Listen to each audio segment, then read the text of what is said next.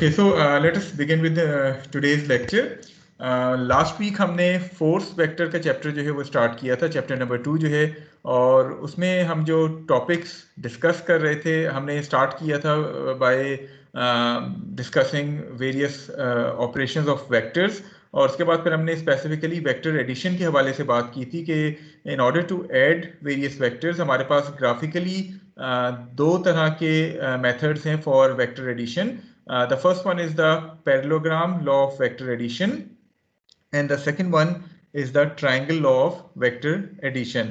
उसके बाद फिर हमने कुछ एग्जांपल्स देखी थी relevant to that parallelogram law as well as जो सेकंड मेथड है triangle law, या जिसको हम head to tail rule भी कहते हैं, आप उसको भी यूज कर सकते हैं for adding two vectors. So I hope कि स्लाइड्स विजिबल हैं हर एक को. यस सर, विजिबल तो है. Yes sir. चलें, सो हमने लास्ट वीक इन टॉपिक्स की बात की थी, वेक्टर ऑपरेशन की बात की थी, और हम वेक्टर एडिशन ऑफ फोर्सेस जो है उसको डिस्कस कर रहे थे. आज हम एक्सरसाइज का एक प्रॉब्लम जो थोड़ा सा डिफिकल्ट है उसको डिस्कस करेंगे, and then we will move on to our next topic which is coplanar forces को किस तरह ऐड करना है, उसकी एनालिटिकल सोल्यूशन की जो है वो बात करेंगे ग्राफिकल के बजाय. ओके, सो लास्ट वीक हमने कुछ एग्जांपल सॉल्व की थी, मे बी एग्जांपल 2.1 और 2-3 सॉल्व की थी. इसके अलावा कुछ एक्सरसाइज के प्रॉब्लम सॉल्व किए थे. आज जो है वो हम ये वाला एक्सरसाइज का प्रॉब्लम जो है वो सॉल्व करेंगे, which is problem 2-31. Now first of all let us read the statement of this problem, और उसके बाद फिर जो है वो इसके सोल्यूशन को जो है वो डिस्कस करते हैं. Meanwhile before starting the solution, क्या आपका सीआर मौजूद है यहाँ? Who is your CR?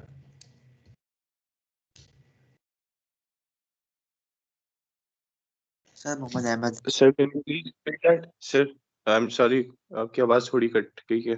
अच्छा, मैं कह रहा हूँ सीआर आपका मौजूद है यहाँ? Yes sir, sir I am present here. नाम क्या है आपका? मोहम्मद अहमद सर. मोहम्मद अहमद. मोहम्मद अहमद, इस तरह है कि आपको पता है कल 23 मार्च की वजह से हमारी 2 आवर्स की क्लास जो है वो मिस हो गई है. अब इशू ये है कि बाकी, चूंकि मैं तीनों सेक्शंस को पढ़ा रहा हूँ, तो मेरी ख्वाहिश यही है कि by the end of the week मैं तीनों सेक्शंस को एक ही पॉइंट के ऊपर लाके जो है वो वीक ख़त्म करूँ. तो बाकी दोनों सेक्शंस की 2-2 घंटे की क्लास हो जाएगी, आपकी सिर्फ 1 घंटे की क्लास हो पाएगी. तो वो जो 1 घंटा है वो क्या पॉसिबल है फ्राइडे को 3:40 onwards? Sir it would be possible. 3:40 के बाद हमारी तो क्लास नहीं है. मैं क्लास से एक बार अगर सर आपको कंफर्म करके बता दूं. जी, मुझे कंफर्म करके बता दीजिएगा. उसकी वजह ये है कि थर्सडे को भी पॉसिबल हो सकता था, लेकिन कल का भी अभी सुन रहे हैं कि शायद मे बी कोई हॉलीडे ना हो, तो इसलिए मैं कल मेकअप नहीं रख रहा, वरना तो कल आइडियल दिन था. कल आपकी सेल्फ स्टडीज काफ़ी हैं, रखी जा सकती थी, लेकिन ये है कि बेहतर यही है कि 3:40 से लेके हम 4:15 4:20 तक क्लास कर लें, ताकि at the end of the week तीनों सिंडिकेट जो है वो सेम ग्रिड पे हों. Definitely sir. और सर कल इसका ये भी इशू है कि सर डे स्कॉलर्स की पेपर्स नहीं पे है. Yes sir. तो I would definitely think that Friday 3:40 is all right. मैं सिर्फ क्लास से एक बार बात करके मैं आपको बता दूंगा. चलिए, क्लास से कंफर्म करके मुझे बता दीजिएगा. चलिए वापस आज के लेक्चर की तरफ आते हैं. So this is problem 2-31 in which three forces are being applied as shown to you in the figure. The first one is a force of 400 pounds acting at an angle of 30 degrees with respect to the x-axis. The second is a force of 600 pounds acting at an angle of 45 degrees with respect to the y-axis. Given क्या है कि ये तीनों forces, तीसरी force F है जिसका magnitude और direction हमारे पास नोन नहीं है, but it is given to us that the resultant of all these three forces would be a force having a magnitude of 900 pounds. So resultant का magnitude हमें known है. If two of the cables are subjected to known forces as shown in the figure, determine the angle theta of the third cable so that the magnitude of force F in this cable is a minimum. हमें उस third force का magnitude और direction दोनों find out करने हैं such that the magnitude of F is going to be a minimum. अब ये जो मिनिमम वाली कंडीशन है इसको हम जरा तफसील से डिस्कस करेंगे अपने सोल्यूशन में. All forces lie in the xy plane and we need to determine the magnitude as well as direction of that force F. Okay, so starting with the solution, सबसे पहले जो forces हमें known हैं, सबसे पहले तो हम उनका रिजल्टेंट पैरेललोग्राम लॉ से जो है वो डिटरमिन कर सकते हैं. सो दो फोर्सेस हमें नोन है. One is the 400 pound force, the other one is a 600 pound force. So first of all, using the parallelogram law we are going to find the resultant of these two known forces. अब वो parallelogram law क्या कहता है? From the head of 400 pound force we are going to draw a line which is parallel to that 600 pound force. So ये आपको green line नजर आ रही होगी जो कि हमने draw की है from the head of 400 pound force. This line is basically parallel to the 600 pound force. Okay, the second force is 600 pound force. So from the head of 600 pound force, we are going to draw a line which is parallel to the 400 pound force, thereby making a parallelogram. The diagonal of that parallelogram, which is basically represented by this yellow line, represents the resultant force of these two forces, 600 and 400 pound forces. So let us represent that resultant force by F dash. ये F dash हर एक को नजर आ रहा है जो yellow line मैंने draw की है? Yes, sir. Yes, sir. Okay. So first, by using the parallelogram law, we are going to find out the magnitude of F dash. और इसके मैग्नीट्यूड को फाइंड आउट करने के लिए, ग्राफिकल सोल्यूशन करने के लिए, we need to have some angles as well. Angles को डिटरमिन करने के लिए अगर हम थोड़ा सा इस ज्योमेट्री को देखें, so, इस ज्योमेट्री के हिसाब से अगर मैं देखूं, ये जो राइट एंगल ट्राइंगल मैंने ग्रीन लाइट ग्रीन लाइन से कंप्लीट किया है, so this angle is 90 degrees. तो ये वाला एंगल कितना बचेगा? एक एंगल 30 है, एक 90 है. So what should be the remaining angle? Sir 60 होगा. तो दिस एंगल शुड बी 60. तो यहाँ चले मैं 60 लिख लेता हूँ. और इसके अलावा what about this particular angle? Can you identify it which this 600 pound force is making with respect to the y-axis? 30 degree sir. हमारा गौर से फिगर देखें. 45 डिग्री सर. 45 देखें, ऑलरेडी आपको 600 और y-axis के दरमियान एंगल 45 डिग्रीज गिवन है. So this angle should be equal to 45 degrees. So the overall angle between these two forces is going to be this angle, जिसको मैंने 105 डिग्री से रिप्रेजेंट किया है. Is this point, these angles clear to all of you? Sir kindly एक दफा दोबारा समझा दें सर. देखें, आपको मैं राइट साइड पे थोड़ा सा इसको रफली बनाता हूँ. आपके पास ये 400 पाउंड फोर्स थी और ये 600 पाउंड फोर्स है, और इनका रिजल्टेंट आपके पास ये F डैश बन रहा है जिसकी हमने बात की है. आपको ऑलरेडी गिवन है कि ये जो 600 पाउंड फोर्स है, ये y एक्सिस से जो एंगल बना रही है वो यहाँ 45 डिग्रीज गिवन है. तो इस एंगल के हवाले से तो कोई डाउट नहीं है किसी को 45 के हवाले से? No sir. ठीक है.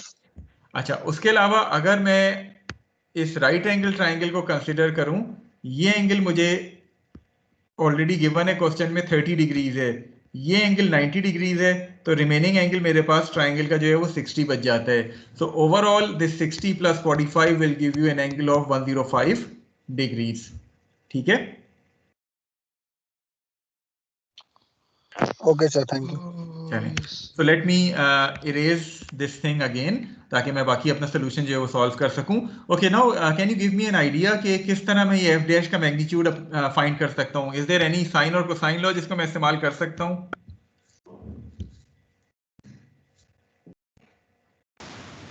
Sir, I'm sorry, can you please repeat that? आपकी आवाज थोड़ी cut. Can I use the sine or cosine law in order to find out the magnitude of F dash? So Yes, sir, I you can can use cosine. Yes, sir, you cosine can. law. कह सकते हैं. So what does that cosine law says? It says that 400 square plus 600 square minus 2 times 400 into 600 into cos of the angle between these two forces, which is cos of 105 degrees whole under root. So I hope that this cosine law is clear to all of you. कोई question इस cosine law के हवाले से? Sir हमने sign क्यों नहीं किया? हमारे पास दो फोर्सेस हैं, एक यहाँ पर हमने फाइंड करनी है, एक गिवन है और एंगल भी है, तो साइन भी तो यूज कर सकते थे कि नहीं? देखिए, साइन लॉ के लिए you need the angles opposite to each and every forces. आपके पास सिर्फ एक एंगल है जो कि 400 और 600 के दरमियान है, बाकी एंगल्स अननोन है आपके पास. हाँ जी, ठीक है सर. ठीक है. So that's why we have used cosine law, and by using this cosine law, the magnitude of F dash comes out to be 802.64 pounds. So this is the magnitude of F dash. Now, once you have determined that magnitude of F dash, अगर मैं आपसे कहूं कि आपके पास ये F dash जो angle बना रहा है with respect to this X axis, इसको मैं डिनोट करता हूं एंगल फाई से। अब क्या आप ये एंगल फाई डिटरमिन कर सकते हैं using sine law?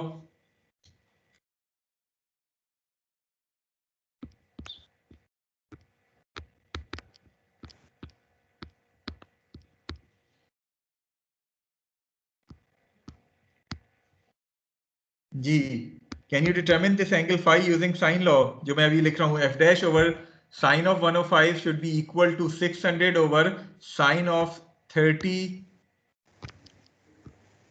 Plus phi, ऐसे ही होगा? Sir, yes, you Yes, sir. could. Fine. ठीक है, so F dash over sine 105 should be equal to 600 over sine of 30 plus phi. So once you solve it, F dash आपको known है, सिर्फ unknown चीज यहाँ फाई है। So once you solve it, this angle phi comes out to be 16.22 degrees. यहां तक clear है हर एक को?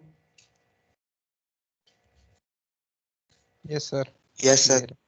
चलें, अब मुझे बताएं, अब यहां तक तो एफ डैश हमने फाइंड कर लिया, उसका डायरेक्शन फाइंड कर लिया, but F dash was basically the resultant of 600 and 400 pound force only. What about this third force F, कि जब आप इस एफ को एफ डैश में ऐड करें, the resultant would make an magnitude of 900 pounds, but the magnitude of F should be a minimum. ये condition हम कैसे सेटिस्फाई करेंगे? अब ये तीसरी फोर्स एफ जो है उसको किस तरह हम डिटरमिन कर सकते हैं? थोड़ा सा कोई आइडिया दें।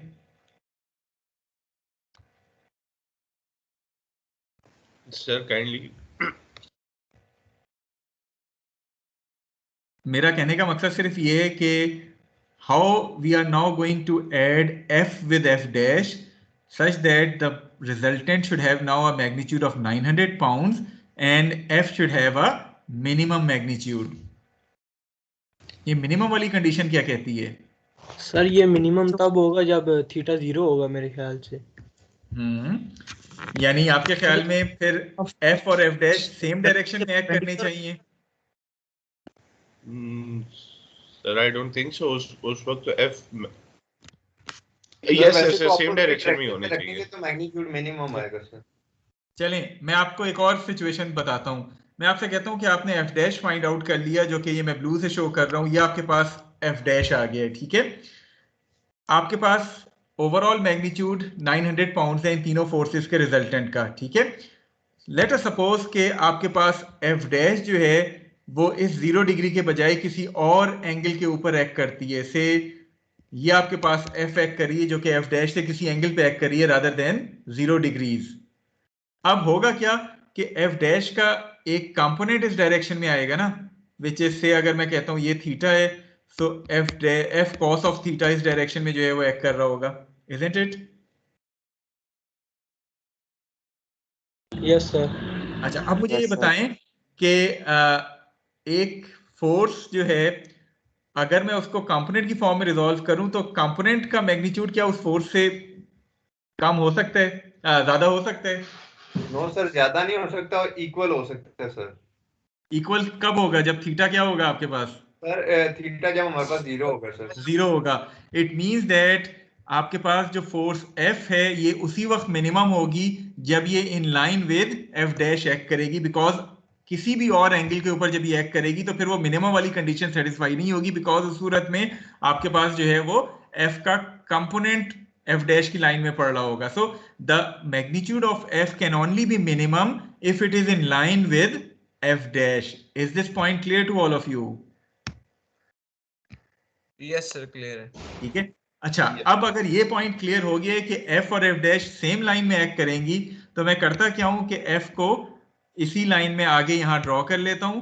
सो I am drawing this F in the same line. The overall magnitude is 900 pounds. Resultant का F डैश और F का रिजल्टेंट जो है इसका मैग्नीट्यूड 900 पाउंड्स है। So what should be the magnitude of F?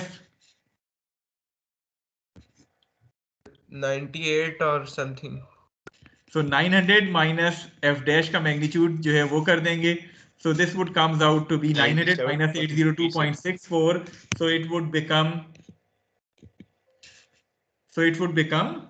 802.64. समझ आ गई ये बात?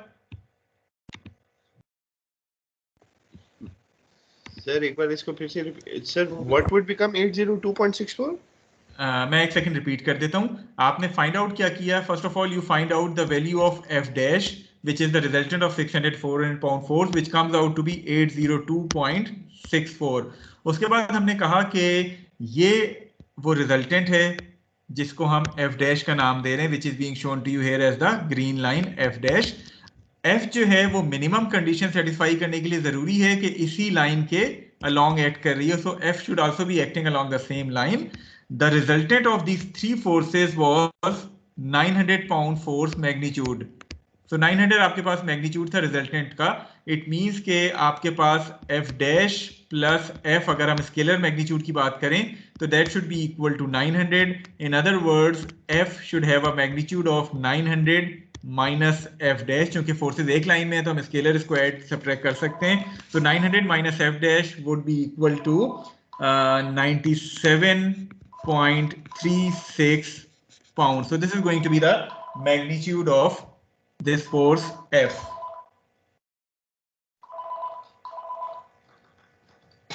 Clear है ये चीज? यस सर क्लियर होगी सर. आई थॉट वो f की जो मैग्नीट्यूड वो आपने पहले बताई थी 802, इसलिए मैं कंफ्यूज हो गया था उसको. नहीं बेसिकली वो f डैश की मैग्नीट्यूड थी जो हमने कोसाइन लॉ से फाइंड आउट की थी which was the resultant of 600 and 400 pound force.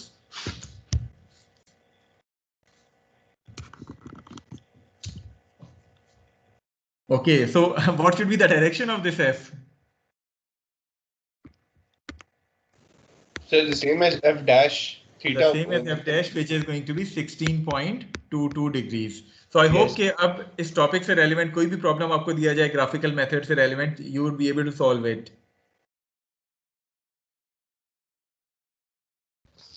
Yes sir. Sir direction के बारे में बता दें. देखें डायरेक्शन इसका जिस तरह अभी बात हुई थी कि इसका डायरेक्शन वही होगा जो f डैश का डायरेक्शन है और f डैश का डायरेक्शन ऑलरेडी आपने फाइंड आउट किया है which is 16.22. तो f भी जो है वो इसी 16.22 पे एक्ट कर रहा होगा मिनिमम वाली कंडीशन को सेटिस्फाई करने के लिए. बिकॉज अगर f किसी और डायरेक्शन में एक्ट करेगा तो फिर f का एक कंपोनेंट जो है वो इस डायरेक्शन में आएगा और हमने वो मिनिमम वाली शर्त यानी f हमेशा फिर बड़ा होगा अपने कंपोनेंट से और वो मिनिमम वाली शर्त आपकी पूरी नहीं होगी. तो मिनिमम वाली शर्त पूरी करने के लिए इट इज a must के f and f dash are going to act along the same axis. ठीक है?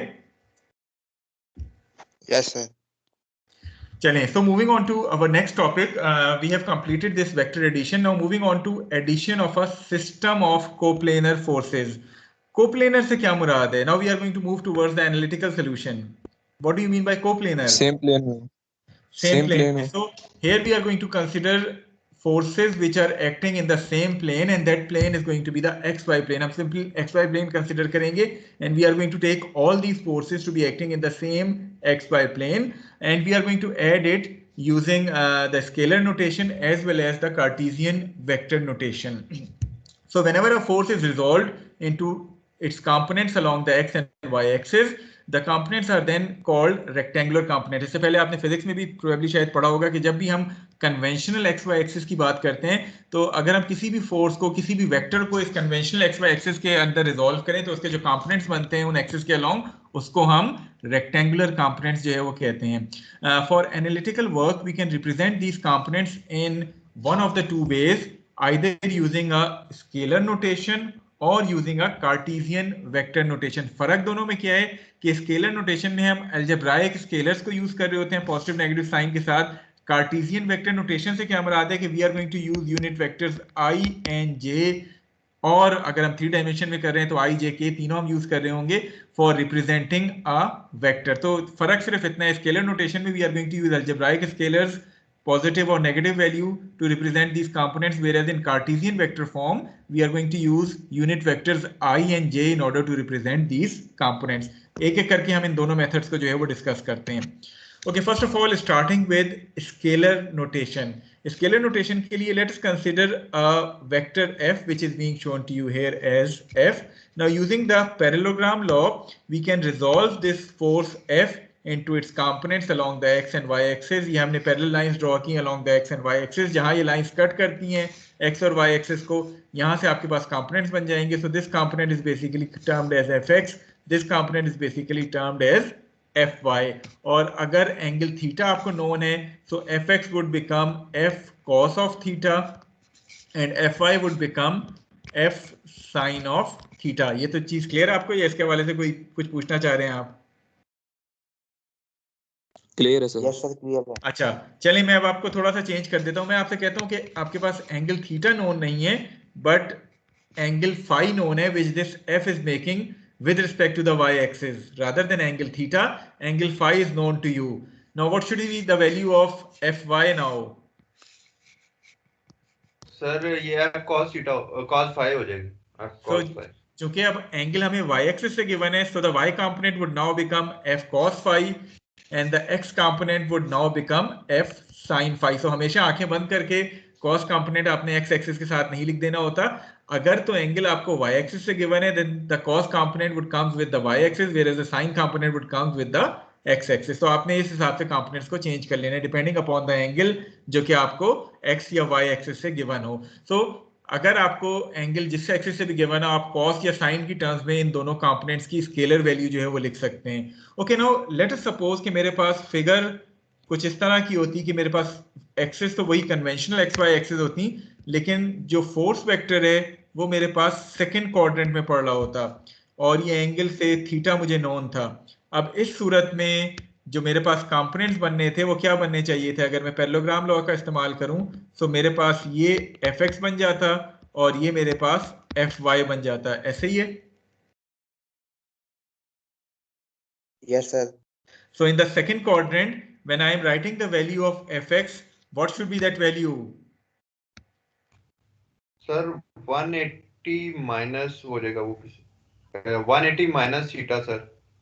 अगर मैं इसको कहूं f cos theta with a negative sign तो ये सही नहीं होगा because it is directed towards the negative axis. Sir ये भी वही चीज है ना सर? एग्जैक्टली वही चीज है ना. तो बजाय इसके कि मैं वो 180 माइनस थीटा लेके उसकी वैल्यू लिखूं तो डायरेक्टली मैं इसको माइनस f cos थीटा लिख सकता हूं. What about fy? It would remain same, which is f sin of theta, isn't it? Yes sir. Okay. Yes, sir. What about if this vector f lies in the third quadrant? Sir दोनों negative होंगे. दोनों negative हो जाएंगे. What about the fourth quadrant? Sir उसमें cos positive हो जाएगा और sin negative हो जाएगा. y नेगेटिव हो So जाएगा. x positive, y negative, isn't it? Yes sir.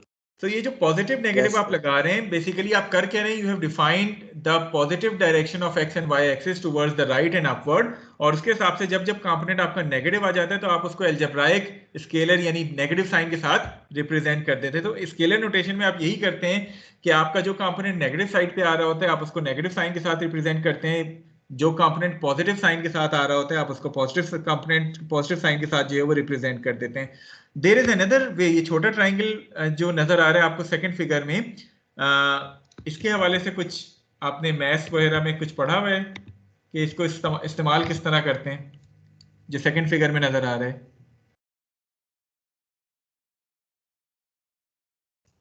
No sir. No sir. चलिए मैं आपको थोड़ा सा इसके हवाले से बता देता हूँ. कभी कुछ प्रॉब्लम्स में ऐसा भी होगा कि बजाय एंगल थीटा देने के आपको ये स्मॉलर ट्राइंगल गिवन होगा किसी भी वेक्टर के साथ.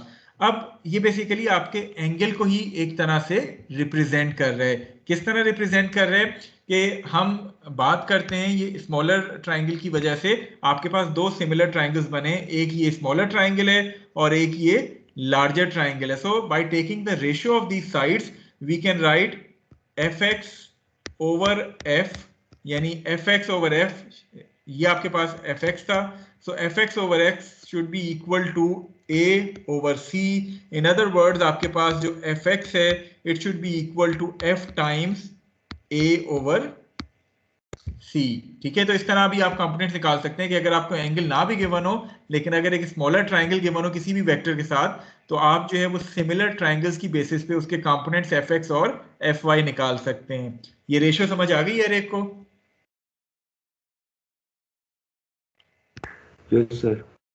चलें अब जरा y की बात करते हैं। अगर मैं सिमिलर ट्राइंगल्स वही कंसीडर करूं और मैं ये रेशियो लिखूं fy ओवर f, तो ये किसके बराबर बननी चाहिए इस ट्राइंगल के, स्मॉलर ट्राइंगल के? A over B. देखें fy के एडजेसेंट कौन सी साइड है इस ट्राइंगल की?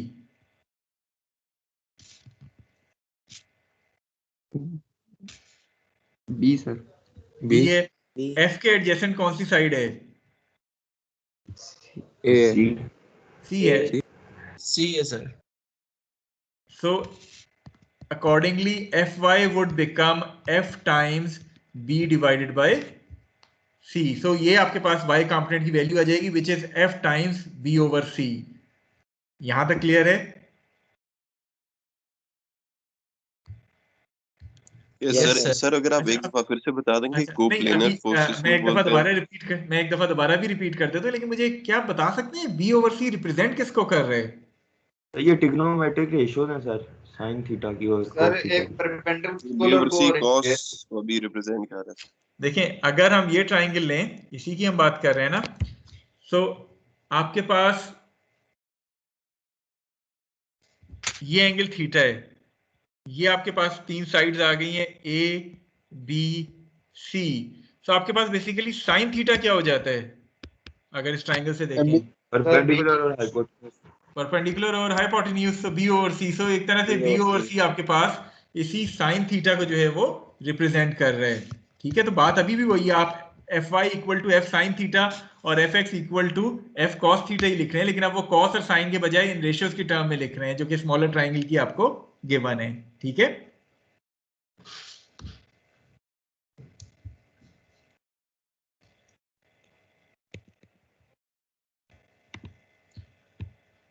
चलें एक और मैं आपको छोटी सी एग्जांपल के साथ इसको समझाने की कोशिश करता हूं ताकि ये चीज आपको थोड़ा सा क्लियर हो जाए। Let us consider again a conventional X Y coordinate system, और मैं आपसे कहता हूं कि आपके पास एक वेक्टर है जिसको मैं वेक्टर f कह रहा हूं, और साथ में आपको ये स्मॉलर ट्राइंगल इस तरह गिवन है कि मैं कहता हूं this is a, this is b and this is c. So once I am resolving this force vector into its components, ये मेरे पास fy कंपोनेंट आएगा, ये मेरे पास fx कंपोनेंट आएगा। ये फिगर हर एक को नजर आ रही है जो मैंने अभी ड्रॉ की है? Yes sir. ओके, तो अब इस फिगर के हिसाब से जरा मुझे बताएं कोई एक स्टूडेंट, कोई एक वॉलंटियर स्टूडेंट, कि अभी जो हमने डिस्कशन की थी fx की value in terms of f और ये abc की टर्म्स में क्या होनी चाहिए? Sir, it would be f ratio f A A over over C. c. a over C. A over C। a over c। सो देखें fx के इनलाइन a था तो fx में आप इस a को इस्तेमाल कर लेंगे। इसी तरह अगर मैं कहूं कि जरा इसी फिगर को देख के fy की वैल्यू लिखें तो it should be f into B by C. Ratio क्या होगी? B by C. b over c। Okay, कोई चीज मिस तो नहीं कर गए आप लिखने में fx और fy? माइनस साइन होगा। You have forgotten to include a minus sign with fx, since this fx is directed towards the negative x-axis, so a minus sign should be included in fx. Is it clear to all of you? Yes sir. Yes, तो अब अगर किसी भी vector के साथ angle sir. के बजाय ये स्मॉलर ट्राइंगल के बनो, सो आई होप कि आप इस स्मॉलर ट्राइंगल को इस्तेमाल करते हुए मैग्नीट्यूड लिख सकते हैं उस पर्टिकुलर वेक्टर का। Yes sir. Inshallah. चलें, so this is the scalar notation. What about the vector notation? Cartesian vector हम किसको कहते हैं? अभी जिस तरह हमने बात की थी, once you are representing any vector in terms of unit vectors I and j, then basically we are talking about the Cartesian notation or Cartesian components of that vector. So if you have a vector f which is represented here as this vector, and this vector is directed at some angle theta, so again you can write this vector f to be equal to its x component with a unit vector I plus its y component with a unit vector j. Again fx is going to be f cos of theta and fy is going to be f sine of theta, but this notation is known as Cartesian vector notation because we are using these unit vectors I and j in order to represent it vectorically. Is this point or Cartesian notation clear to all of you? Yes, sir. Okay, what about if I have a vector f which is directed in the second quadrant? So what should be the Cartesian vector notation of this vector f now? Sir, negative fx. Oh. So it is negative fxi plus positive fyj. This negative I represents the unit vector directed along the negative x-axis. So हमने इसको negative I के साथ जो है वो represent किया. fx is going to be same f cos theta, लेकिन minus I represent कर रहे हैं कि it is directed towards the negative x-axis. Is it clear to all of you? Yes sir, clear है. Yes, sir. So आपके पास choice होगी जब भी अभी हम क्वेश्चंस पे जाएंगे कि आप किसी भी वेक्टर को चाहें तो स्केलर नोटेशन में simply algebraic scalar positive negative के साथ रिप्रेजेंट कर लें, but since you are more familiar with these I and J unit vectors तो हम कोशिश यही करेंगे कि तमाम चीजों को कार्टेशियन वेक्टर नोटेशन में लिखें. स्केलर नोटेशन जो है उसको हम फॉलो एज सच नहीं करेंगे क्योंकि आगे हमने 3 डायमेंशन में भी वेक्टर फॉर्म में ही जाना है. तो बेहतर यही है कि अभी से आप कार्टेशियन वेक्टर नोटेशन का इस्तेमाल सीख लें ताकि तमाम क्वेश्चंस पे आप कार्टेशियन वेक्टर नोटेशन जो है वो इस्तेमाल कर सकें. Is this point clear to all of you? Yes, sir. Yes, sir. Okay, so now let us consider a system of coplanar forces. System से क्या मुराद है कि आपके पास एक से ज्यादा forces एक ही plane में act कर रही हैं, which is this xy plane. So we are considering 3 forces. The first one is force F1, the second one is a force F2, and the third one is a force F3. And we need to add all these 3 forces in order to find out their resultant FR. So first of all, we are going to write each and every vector in terms of its Cartesian notation. So once we are writing this F1 in terms of its Cartesian notation, इसके components बनेंगे positive x or positive y. So since F1 lies in the first coordinate, so it should have positive x component and positive y component. So we have written it as F1x plus F1xi plus F1yj. Clear है ये F1 को किस तरह हमने Cartesian vector notation में लिखा है? Yes sir, clear है.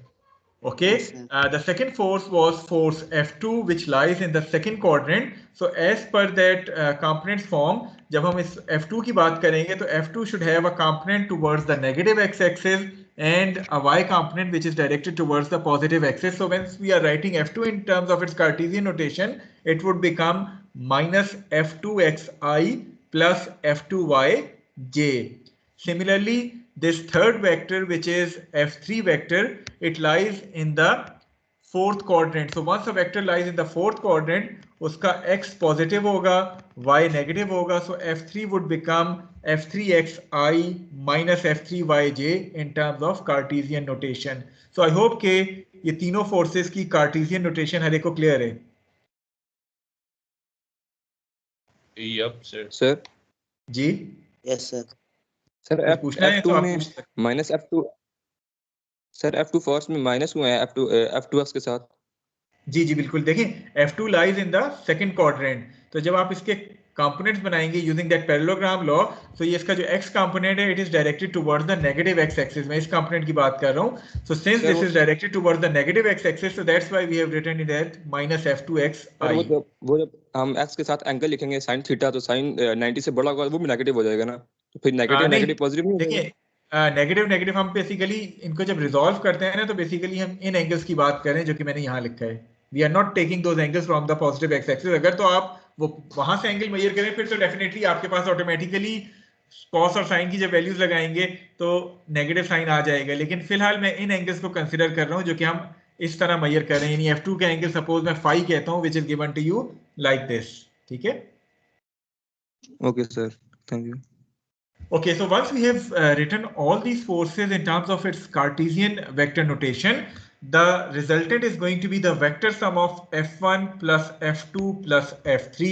In other words, जब आप vectors को sum करते हैं तो आप कर क्या रहे होते हैं? आप उसके individual I और J components को जो है वो sum कर रहे होते हैं.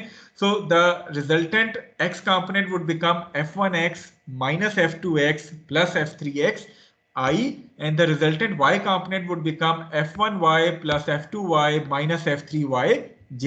So this is basically the resultant x component, this is basically the resultant y component, and overall FR, which is the resultant of these 3 vectors, would be FRxi plus FRyj. Is this point clear to all of you? Yes sir. Okay, अब आपके पास ये दोनों components आ गए resultant के FRxi और FRyj. how you are going to determine the direction of this FR? tan theta लगा देंगे। tan theta लगा देंगे। FR y over FRX. So that is going to be equal to theta equal to tan inverse FRY over FRX. So this is how you can determine the direction of this resultant vector. I hope कि ये magnitude resultant का आपने Cartesian notation में कैसे determine करना है और ये एंगल इसका कैसे डिटरमिन करना है, it is clear to all of you. Yes sir. Yes sir. तो जिस तरह भी बात हुई थी, आपके पास FRX आ गया, FRY आ गया, so you can determine the magnitude of FR by simply, जब भी आपके पास वेक्टर के दो कंपोनेंट्स आ जाएं और उस वेक्टर का आपको मैग्नीट्यूड फाइंड आउट करना है, it is going to be square plus उन दोनों के सम को करके अंडर रूट कर दें, आपको उसका मैग्नीट्यूड मिल जाएगा और डायरेक्शन के लिए आप theta equal to tan inverse y component over x component से उसका एंगल भी जो है वो निकाल सकते हैं। क्लियर है ये चीज सबको? Yes sir. हम कोशिश यही करेंगे कि जब भी हमें system of coplanar forces given हो, बजाय स्केलर नोटेशन यूज करने के, हम तमाम सवालों को कार्टेशियन वेक्टर नोटेशन की फॉर्म में जो है वो ऐड या सब्ट्रैक्ट करेंगे, ताकि आपकी ये अंडरस्टैंडिंग जो है वो 3 डायमेंशन, चूंकि स्केलर नोटेशन सिर्फ 2 डायमेंशन के लिए, कार्टेशियन वेक्टर नोटेशन ही आपकी 3 डायमेंशन में भी इस्तेमाल होगी, जो कि हमारे इससे सब्सिक्वेंट टॉपिक्स हैं। तो एक ही नोटेशन को हम लेके चलें जिसमें हम तमाम चीज़ों को इन टर्म्स ऑफ आई और जे यूनिट वेक्टर्स के साथ जो है वो रिप्रेजेंट कर रहे होंगे। So we are going to stop at this point.